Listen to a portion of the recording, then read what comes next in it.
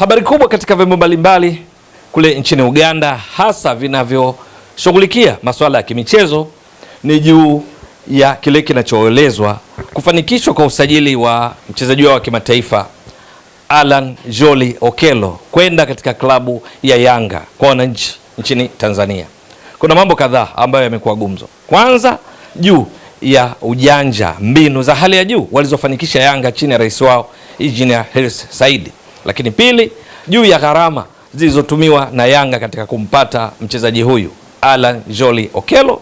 Lakini tatu, taarifa kuhusiana na kile kinachoelezwa mshahara wake kwa mwezi katika mkataba unaotajwa kwamba ni wa miaka mitatu. Iko vipi?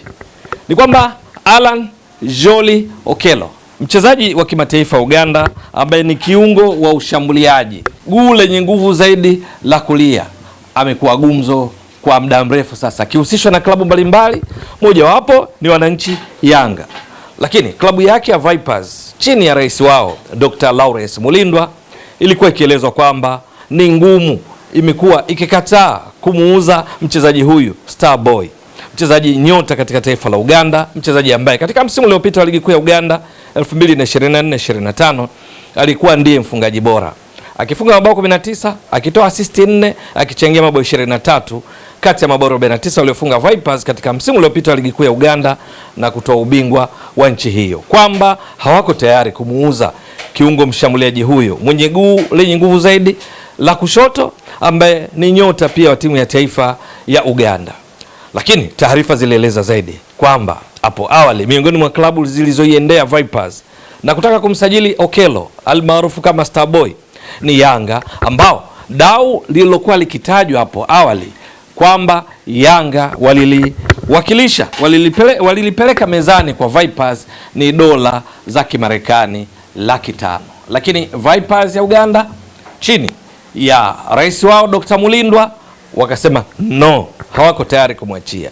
Na taarifa zinaeleza kwamba miongoni mwa sababu, mbali na kiwango cha fedha kutaka kikubwa zaidi kuliko dola 500,000, ilikuwa ni matarajio yao kwamba atawasaidia akiungana na nyota wenzake ndani ya timu yao kufanya vizuri, kuwafikisha mbali katika ligi ya mabingwa barani Afrika. Lakini Vipers wamechemsha katika ligi ya mabingwa barani Afrika, hawajafuzu katika hatua ya makundi ligi ya mabingwa barani Afrika. Lakini kubwa zaidi ni kwamba Alan Okello amebakiza muda mfupi sana kuondoka katika klabu ya Vipers akiwa huru, kwa sababu mkataba wake unaisha Juni 30 mwaka huu wa 2026. Kwa sababu hiyo ndipo Yanga wakatumia janja yao tena kwenda kuongeza ushawishi, kuzungumza na management ya Vipers chini ya rais wao Dr. Mulindwa, ambapo hatimaye wakafanikisha dili hilo kwa mujibu wa taarifa.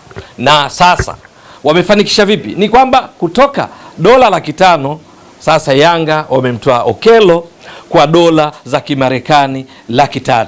Hili ndio gumzo mojawapo kuhusiana na usajili huu wa Okello. Kwa mujibu wa mbadilishano wa fedha leo hii Benki Kuu ya Tanzania BOT, dola moja ya Kimarekani inabadilishwa kwa shilingi za Kitanzania 2470 na senti 40.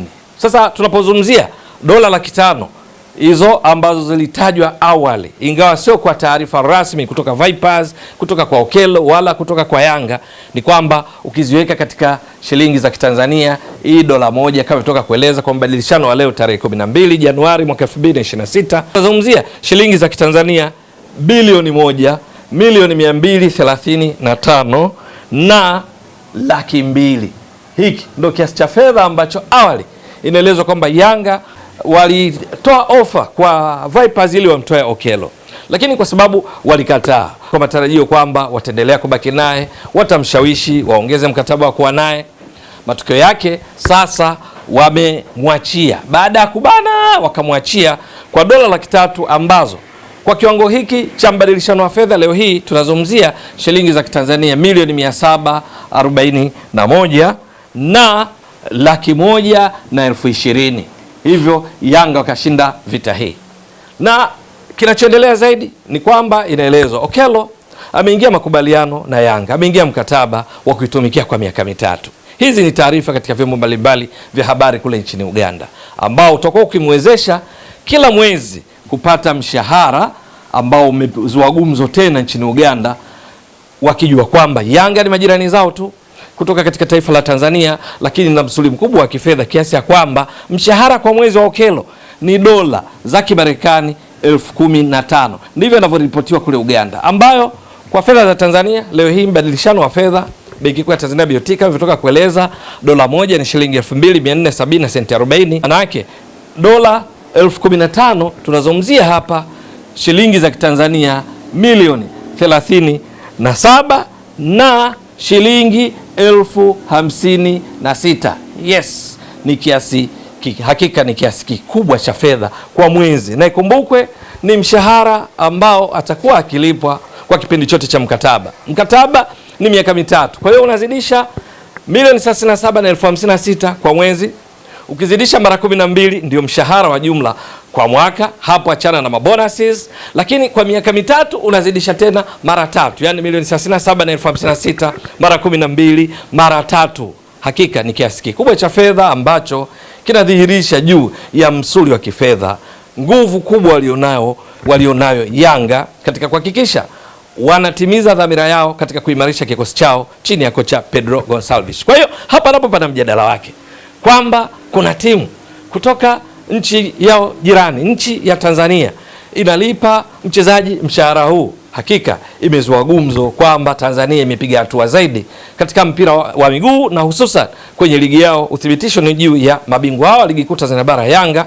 mabingwa mara 4 mfululizo wa ligi kuu Tanzania bara, klabu namba 8 kwa ubora barani Afrika, ikimlipa mshahara huu Alan Okello, mchezaji mmoja. Nakumbuka Yanga ina wachezaji wa kigeni katika kikosi rasmi wachezaji 12. Kwa hiyo inadhihirisha juu ya uwezo wa kifedha. Bila hao wengine kina Peodo Pacome Zouzoua, Djigui Diarra na wengineo, kina Prince Pumelo Dube, Celestine Ekwa, Lassine Kouma na wengineo, wanavuna kiasi gani kama mshahara kwa mwezi, ambao kwa ujumla yake inadhihirisha juu ya msuli wa kifedha wa Yanga, jeuri yao ya kutoa mchezaji wanemtaka katika mipango yao.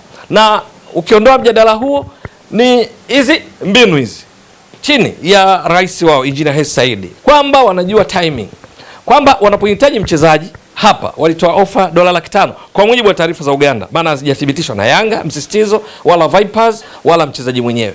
Lakini walipoona kuna mapozi kuna kusuasua kwa Vipers, Yanga hawakujitia pressure isiyokuwa na sababu, wakakaa pembeni kwa subiri, wakijua dhahiri kwamba tayari wanao ushawishi wa kutosha kwa mchezaji Alan Okello.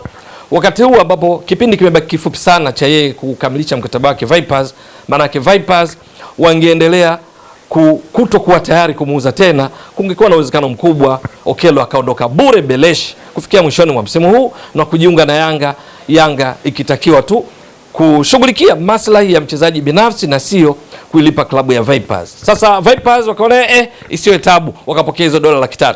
Jambo ambalo limefanya Yanga sasa, ukilinganisha na kiasi cha fedha cha bilioni 1,235 na laki 2, matokeo yake kuja kulipa kwa milioni 741. Yanga kwa dili hili, kama taarifa hizi katika vyombo mbalimbali vya Uganda ni la kweli, maana yake Yanga wameokoa kiasi cha shilingi za Kitanzania kwa kuangalia tofauti ya bilioni 1,235 na laki 2 toa shilingi milioni 741 na laki 1 ni 20. Tunazungumzia hapa tofauti ya milioni 494 na 80,000. Yes, na 80,000. Kiasi hiki cha fedha kimeokolewa na Yanga yenyewe kulingana na pledge ya awali, kulingana na kiasi cha fedha walichoahidi awali kulipa Vipers ili kumtoa Okello. Kwa hiyo ni mahesabu makali sana, yanazidi kudhihirisha kwamba Yanga wamefanikisha dili hili kibabe sana. Lakini jambo lingine ni ukweli kwamba Alan Okello anajua anatua Yanga inayoshiriki ligi ya mabingwa barani Afrika, na kwenye msimamo wa kundi B iko ya pili ikiwa na pointi sawa na Al Ahly, zote zikiwa na pointi 4, lakini Al Ahly iko juu ya Yanga kwa sababu tu ya tofauti ya mabao ya kufunga na kuruhusu. Al Ahly wamefunga mabao 5, wameruhusu mabao 2. Yanga wamefunga bao 1, hawajaruhusu bao. Ushindani ni mkali haswa, lakini wanatua kwa mabingwa ligi kuu Tanzania bara, ligi namba 5 kwa ubora barani Afrika. Ligi kuu ya Uganda haimo katika orodha ya ligi bora 20 barani Afrika kwa sasa, kwa sababu ligi kuu Tanzania bara inafanya vizuri zaidi, huku ikiwa na timu katika misimu ya karibuni, kila msimu inapeleka timu katika hatua ya makundi ligi ya mabingwa barani Afrika na kombe la shirikisho. Msimu huu Ligi kuu Tanzania bara imepeleka timu zake zote 4 katika hatua ya makundi: Yanga, Simba ligi ya mabingwa, Azam, Singida Black Stars kombe la shirikisho. Kilichobaki sasa kwa Okello ni kutambulishwa rasmi, na atakapotambulishwa wajibu wake sasa kutimiza kile ambacho Yanga wanatarajia kutoka kwake, mfungaji huyu bora wa ligi kuu ya Uganda, kwamba aongeze nguvu, aiongezee makali Yanga kwenye eneo la kushambulia, kwa sababu kuna wachezaji wengi wenye kipaji. Peodo Pacome Mzuzwa yupo pale, Celestine Ekwa yupo, Ofen Chikola, Maxim Pia Zengeli, lakini anatajwa Depu yupo pia, Principal Melo Dube na wachezaji wengi wa kiwango cha juu cha ubora ndani ya Yanga, wakiwemo viungo kina Mohamed Damaro, Kamara pamoja na Mudathi Haya Bas Duka Buya na kadhalika. Adhihirisha ubora wake ndani ya ligi kuu Tanzania bara, ligi ya mabingwa barani Afrika na michuano mingine ambayo Yanga wanashiriki. Yeye matarajio ni kuwa katika viungo watatu wa ushambuliaji akiwania nafasi moja hapo, kwa sababu Yanga mfumo wao hata chini ya kocha Pedro Gonçalves, baada ya golikipa kuna kuwa na walinzi 4, viungo wale ukabaji watatu ushambuliaji na mshambuliaji kinara mmoja. Okello Gula kushoto, umri miaka 25, urefu 5 na inchi 10, anaweza kucheza popote katika hapa. Kutokea kulia, kutokea kushoto, kutokea kati, nyuma mshambuliaji kinara. Je, itakuwa vipi? Ni swala la kusubiri. Ewe mtazamaji wa Mbwaduke Stats Sport Next Level, endelea kuunga mkono channel hii kwa kuhakikisha kama una subscribe, una share, una like na kucomment. Mwasishaji wako ni mimi Ramadhani Mbwaduke almaarufu kama Mzee wa Data. Shukrani jazilan. Bye bye.